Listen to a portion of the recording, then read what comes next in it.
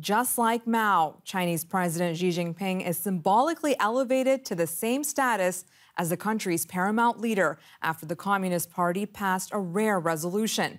The document backs his understanding of China's past and his vision for China's future. As Xi consolidates his power at home, there are ongoing challenges in the region. Speaking on the sidelines of the Asia-Pacific Economic Cooperation Summit, he warned against provocation. Attempts to draw ideological lines or form geopolitical circles are bound to fail. The Asia-Pacific region cannot and should not relapse into the confrontation and division of the Cold War. For a view from Taiwan, now we're joined by Zedong, a member of parliament, member of President Tsai Ing-wen's Democratic Progressive Party. Mr. Lo, President Xi is eyeing a third term, and ruler for life is not out of the question, and absorbing Taiwan would be legacy-making for him. How concerned are you about a China that becomes even more assertive? I think there's a growing concern in the region, Indo-Pacific region, about China's growing military power. And we do have concerns about the possible military conflicts in the Taiwan Strait. But I don't think the war is imminent. But obviously, we do have to prepare for the worst-case scenario. What do you say to observers who say that perhaps the status quo is the best option for Taiwan? We've been trying to maintain the status quo, which is peace and stability in the Taiwan Strait.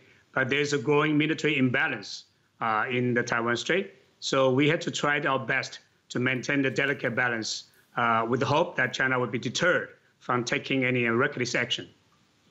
Now, there are reports that Presidents Biden and Xi will soon meet, virtually that is. What are your expectations for the Americans here? What more do you want them to do? We are hoping that the U.S. will be more committed to the peace and stability in the region. But we are hoping that Taiwan will not be put on the table for negotiation. But obviously, the U.S. has also its own interest in maintaining peace in the region. So we are not so concerned about possible, sacrifice by the U.S. Of Taiwan. Yeah, certainly the Americans do have an interest in Taiwan as a strategic interest, of course. But do you really think that the U.S. will intervene militarily should it come to that, should push come to shove, I should say?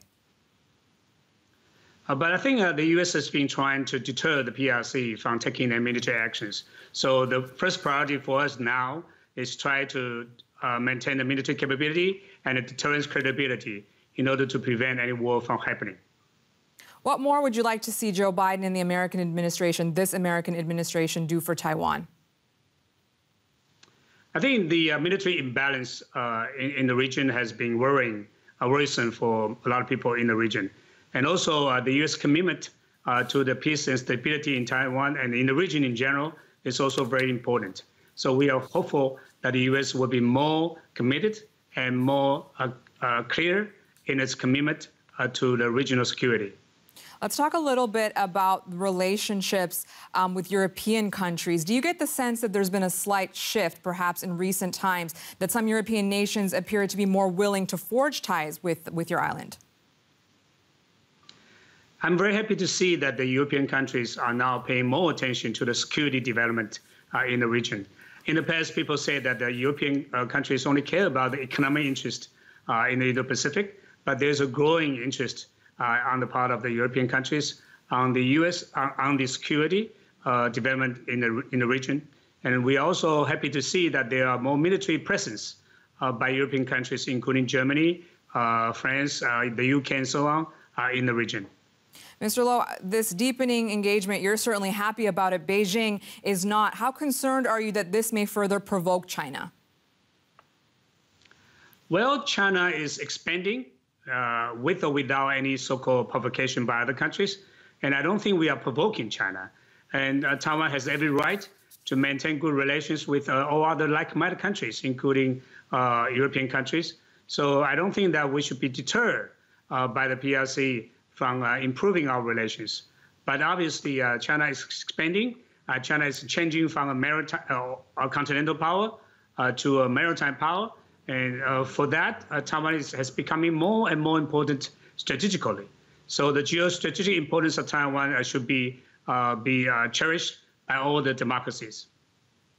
Taiwanese Member of Parliament Zedong, thank you for joining us here on DW News Asia.